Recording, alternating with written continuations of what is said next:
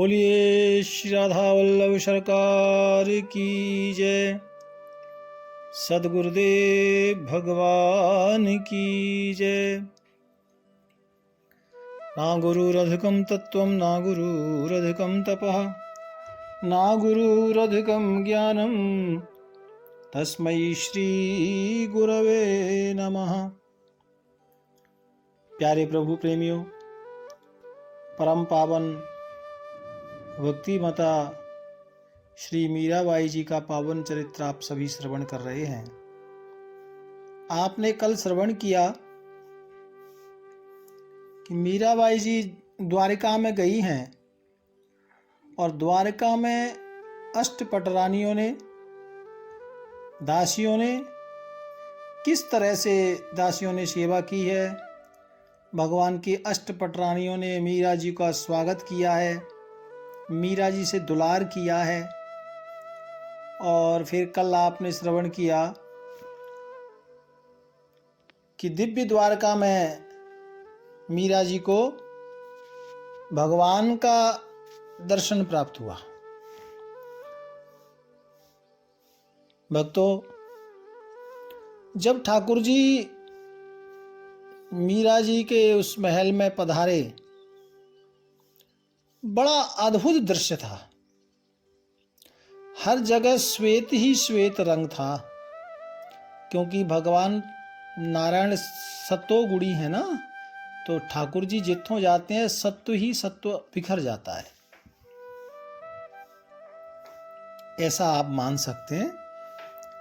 और सत्व शांति का भी प्रतीक होता है भक्तों। तो बड़ा अद्भुत दृश्य है।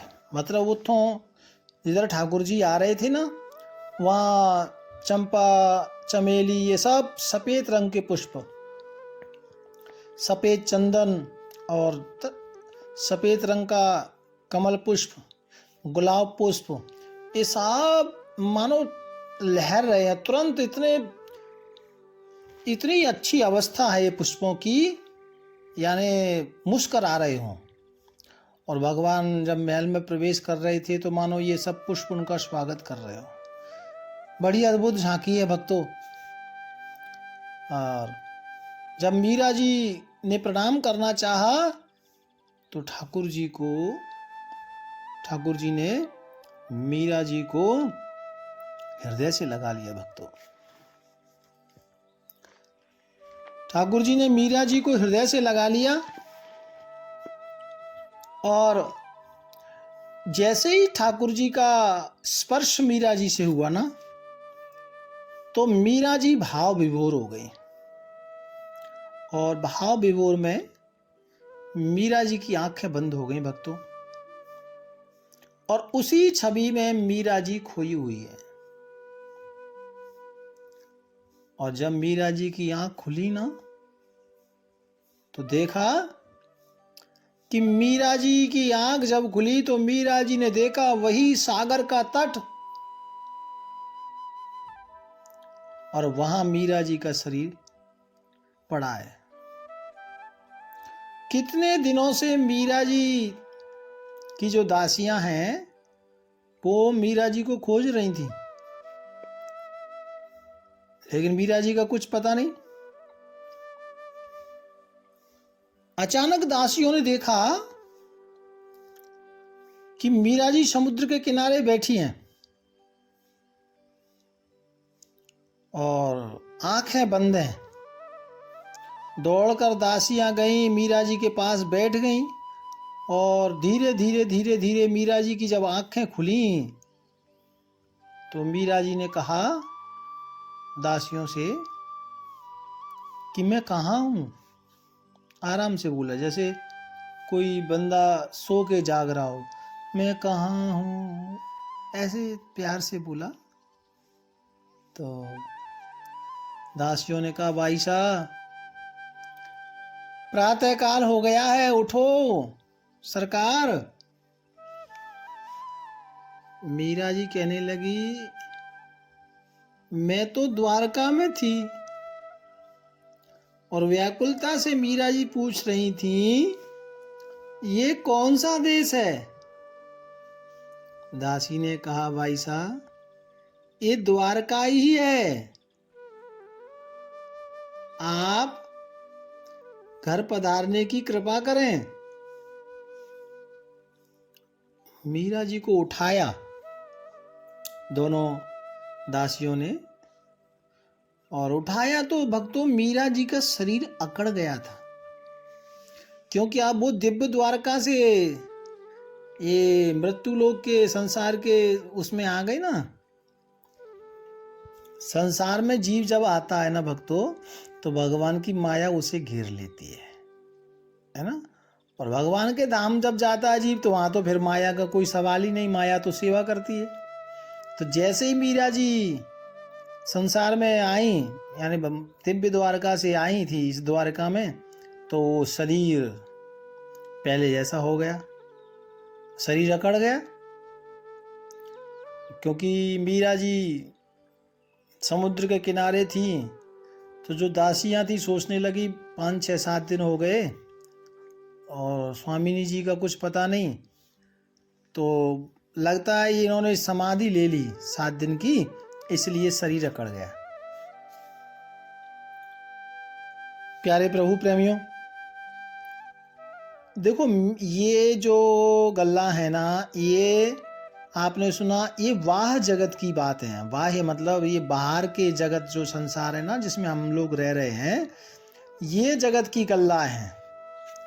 लेकिन जो दिव्य जगत है या दिव्य दरबार है, दिव्य भगवान का धाम है, वहाँ ये सब नहीं है भक्तों।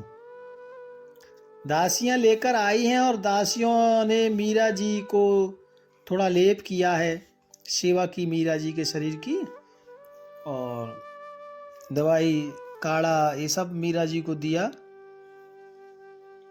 मीरा जी की सेवा दासियां कर रही हैं भक्तों। तो मीरा जी कह रही हैं अपनी दासियों से, मंगला, मैंने ठाकुर जी की दिव्य द्वारिका का दर्शन कर लिया है। अब मीरा जी ये गल्लाएं अपनी दासियों को बता रही हैं, मैंने ठाकुर जी की दिव्य द्वारका का दर्शन किया है। क्या वैभव था, क्या अतुलनीय वैभव। और रुक्मणी देवी का स्नेह, वो तो मैं आपको बता ही नहीं सकती। भक्तों, मीरा जी दिव्य द्वारका की चर्चा करते करते भावावेश में प्रवेश कर जाती हैं। आंखें बंद करके कभी मुस्कुराने लगती, तो कभी रोने लगती, क्योंकि वो तो वही द्वारका नजर आने लगती ना।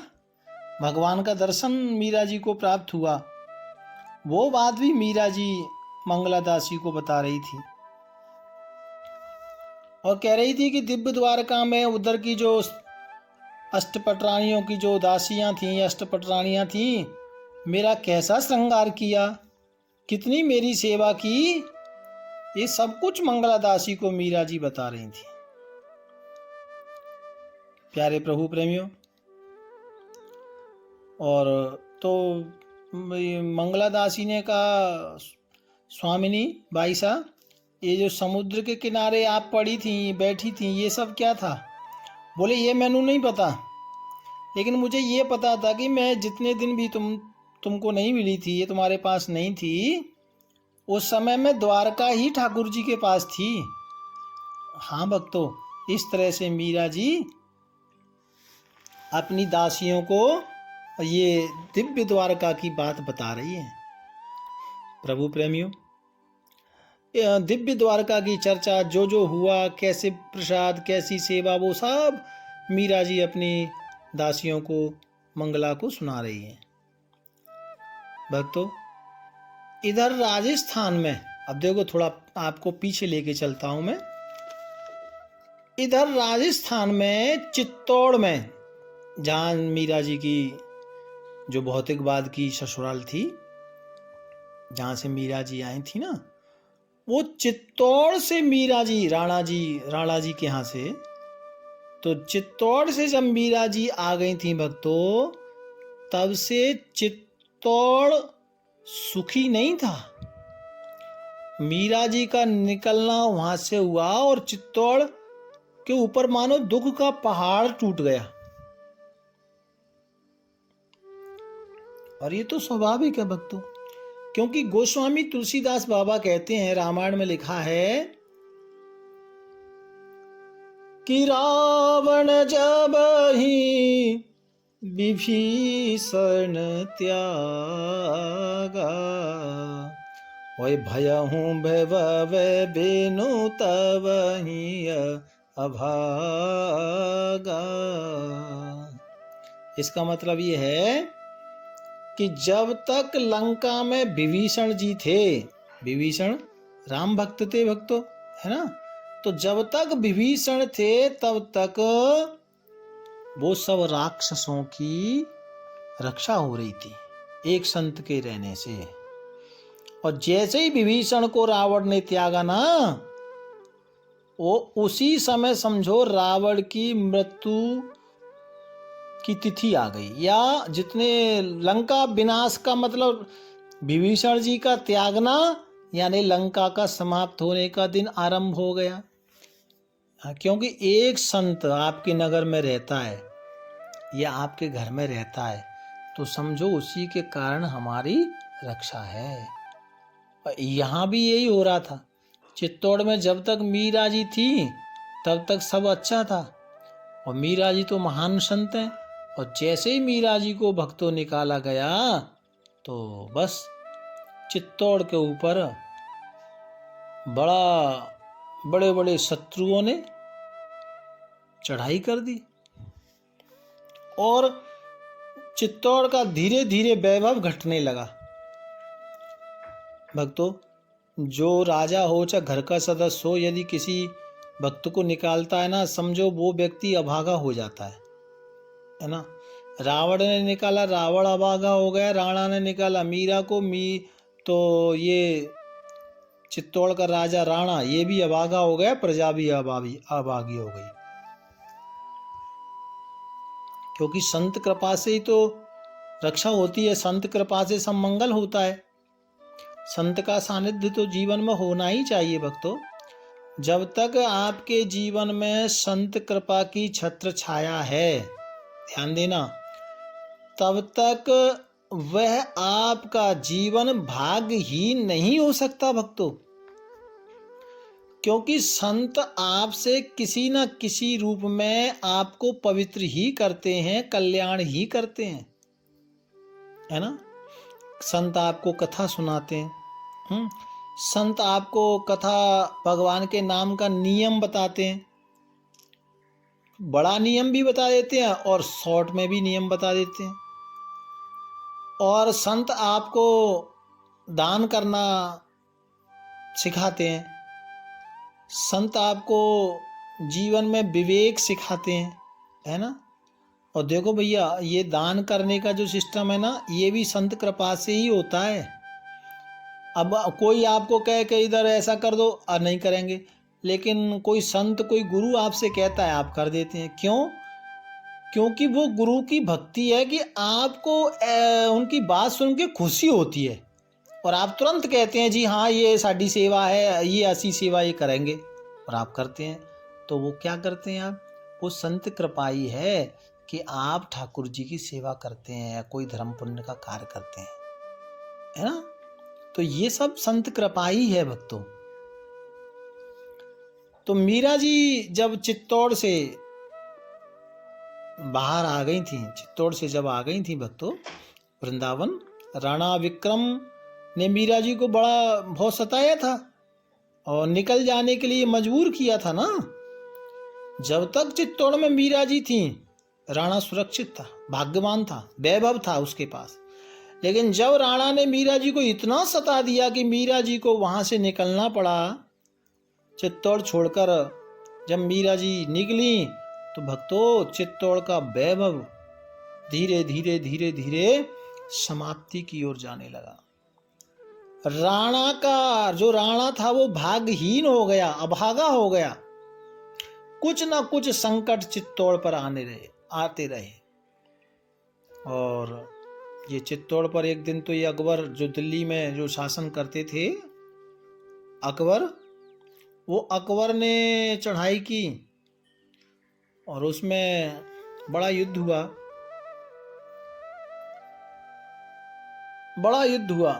चित्तौड़ को उसने अपने कब्जे में लिया था और राणा मारा गया भक्तों। इधर जो राणा का छोटा भाई था उदय सिंह, अब ये राजा है लेकिन इनके पास कुछ है नहीं, क्योंकि अकबर ने सब कुछ लूट लिया था। तो ये पहाड़ों में 4 महीने अपने लोगों के साथ रहे और 4 महीने बाद जब वापस चित्तौड़ में आए तो मेवाड़ के लोग देख रहे थे कि यहाँ तो सब कुछ बर्बाद हो गया, क्या करें। तो किसी संत के मुख से निकला कि हमने मीरा जी का अपमान किया है और मीरा जी के अपमान का ये फल है। तो ये उदय सिंह जो था ना भक्तों, मीरा जी का देवर लगता था और राणा का छोटा भाई था। ये थोड़ा भक्ति भाव वाला बंदा था, है ना, भगवान को मानने वाला था। तो इसने कहा कि क्या करें।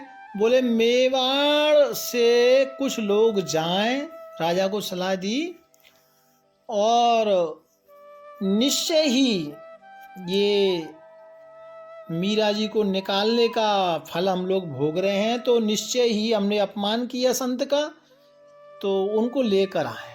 तो ये धर्मात्मा उदय सिंह ने कहा कि निश्चय किया कि आप लोग जाइए और मेरी वंदनीय भाभी जी यानी मीरा जी को चित्तौड़ लेकर आओ। सब लोग इकट्ठे हुए भक्तों। तो वहाँ के जो पुरोहित जी थे, सबसे बड़े पंडित जी, उनको द्वारिका जाने के लिए उदय सिंह जी ने आदेश दिया। कहा कि पंडित जी आप जाएं और कैसे भी करके मीरा जी को मना के, रोके गा के, कैसे भी आपकी ड्यूटी है कि आप मीरा जी को इधर लेके आए। ऐसा प्रस्ताव समाज ने रखा। बोले हाँ ये ठीक बात है। प्यारे भक्तों, राणा ये जो उदय सिंह जो महाराज थे राजा, उनका आदेश पाकर समस्त साथियों के साथ ये द्वारका के लिए पुरोहित जी ने प्रस्थान किया। लेकिन जब पुरोहित जी जा रहे थे ना भक्तों, तो इनके साथ में चित्तौड़ के और 2-4-10 लोग थे। और क्योंकि चित्तौड़ के साथ मेड़ता पर भी संकट आया था ना, जिथों मीरा जी का जन्म हुआ था। तो मेड़ता के जो मीरा जी के भाई थे जयमल, उनके 2 पुत्र हरि सिंह और रामदास, ये दोनों पुत्र भी पुरोहित जी के साथ मीरा जी को लेने के लिए द्वारका जा रहे हैं भक्तों। और ये सन 1627 की गल है। प्यारे प्रभु प्रेमियों, ये 10-20 लोग इकट्ठा होके चित्तौड़ से, उसमें कुछ मीरा जी के रिश्तेदार भी थे, पंडित जी थे और कुछ पढ़े लिखे लोग थे। मीरा जी के भतीजे उसमें थे। तो ये सब लोग चित्तौड़ से, मेवाड़ से पुरोहित जी के साथ द्वारिका आए भक्तों। और द्वारिका में आए तो वहाँ तो देखा, क्योंकि एड्रेस तो कुछ था नहीं, तो चारों तरफ खोजा, लोगों से पूछा कि साहब मीरा जी का दर्शन करना है, मीरा जी कहाँ मिलेंगी, कित्थों मिलेंगी।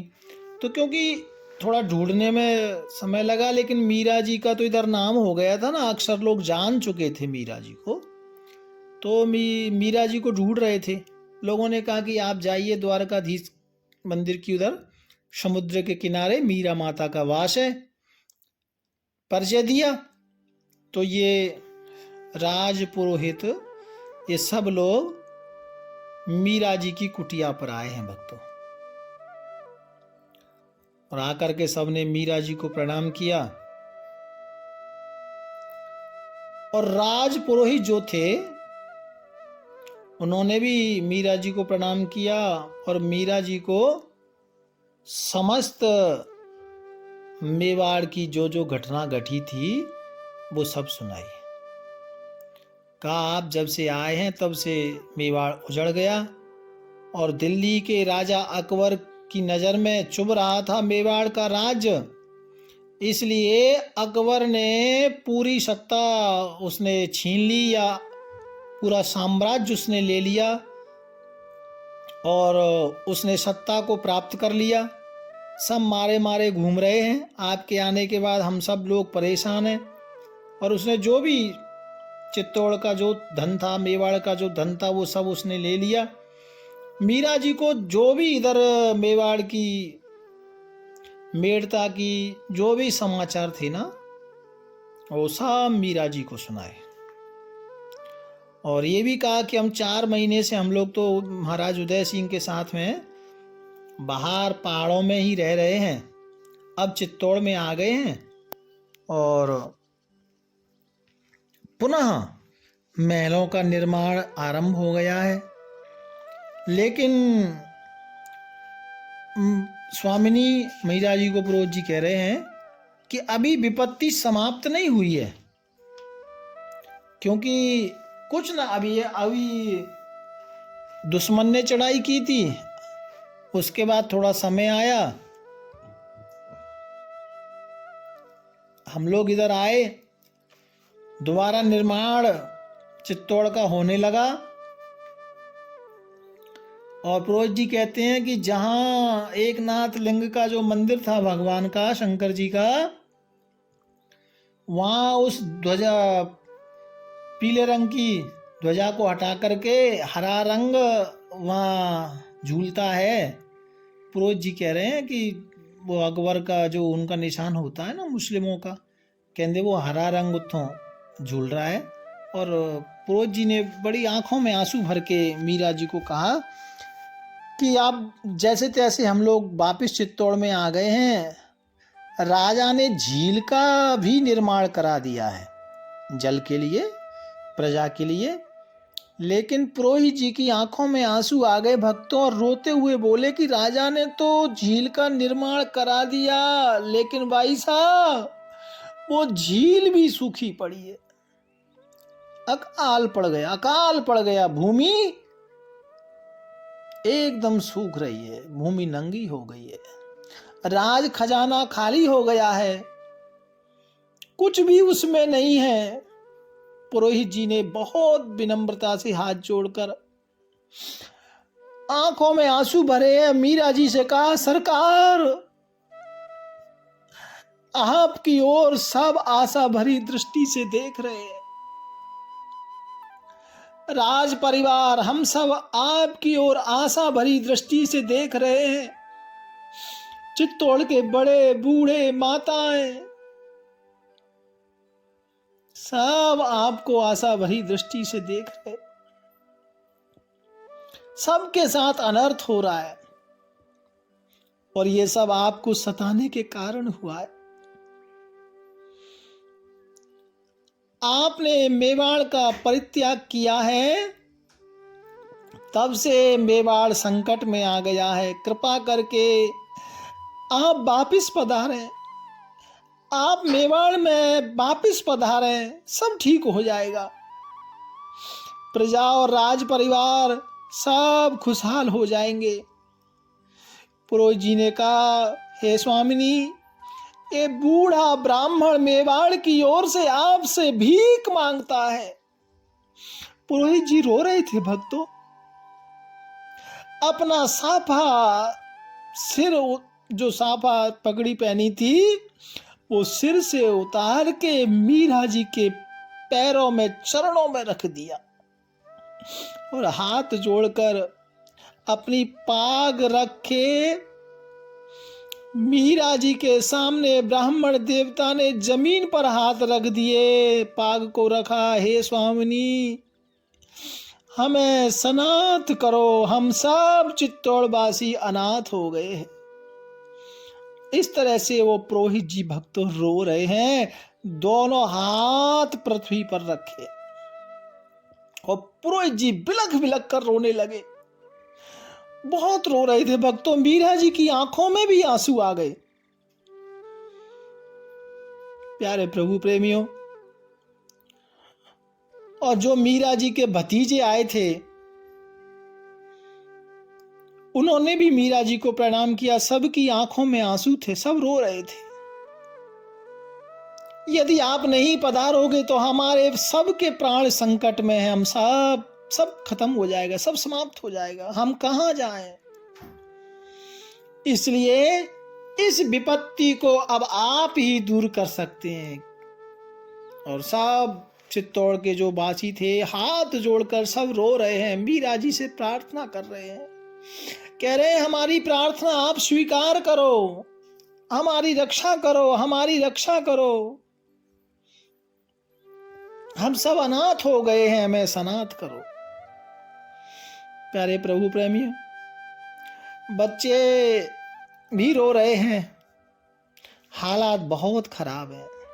आप नहीं चलोगे तो मेवाड़ बचेगा नहीं, मेवाड़ समाप्त हो जाएगा, चित्तौड़ समाप्त हो जाएगा। प्यारे प्रभु प्रेमियों, मीरा जी कहती है कि मेरे आने से हुआ है, ये बात नहीं है। क्योंकि मीरा जी कह रही है कि मुझे तो कुछ दुख हुआ नहीं, मैंने तो किसी के प्रति गलत सोचा नहीं, और मुझे कभी किसी ने दुख दिया नहीं, दुख देने वाले को कभी मैंने देखा नहीं, और मुझे दुख हुआ ऐसा मुझे महसूस हुआ नहीं, और मुझे किसी ने दुख नहीं दिया। मीरा जी कह रही हैं कि मेरे कारण ऐसा नहीं हुआ है, बस प्रभु ने मुझे बुलाया और मैं द्वारका आ गई। प्यारे प्रभु प्रेमियों, क्योंकि मीरा जी कहती हैं कि मेरा गिरधर गोपाल वही संपूर्ण जगत है, वही संपूर्ण जगत है, वही सबकी रक्षा करता है, सबका पालन करता है, और भला वो किसी का क्यों बुरा करेगा। मीरा जी कहती है मैंने किसी को श्राप नहीं दिया, किसी के बारे में आज तक बुरा भी नहीं सोचा। अब रही बात लौटने की, तो तुम लोगों को, मीरा जी थोड़ा सा वो पियर से जो आए थे ना भतीजे, उनको कहती हैं कि तुम लोगों को आज तक कोई बहन बेटी याद नहीं आई पियर के ले जाने के लिए, आज तुमको सब कुछ याद आ गया। और मीरा जी कह रही हैं कि अब द्वारका से लौटना असंभव है, क्योंकि द्वारका तो मेरी ससुराल है, मीरा जी कह रही हैं। और इतना कहकर मीरा जी की आंखों में आंसू आ गए। भक्तों, प्यार से बोलो राधे राधे। फिर सब आग्रह करते हैं, आगे क्या हुआ वो प्रसंग आज यहीं मीरा माता के चरणों में प्रणाम करके विश्राम करते हैं। आगे की कथा हम कल श्रवण करेंगे। भाव प्यार से राधे राधे। राधा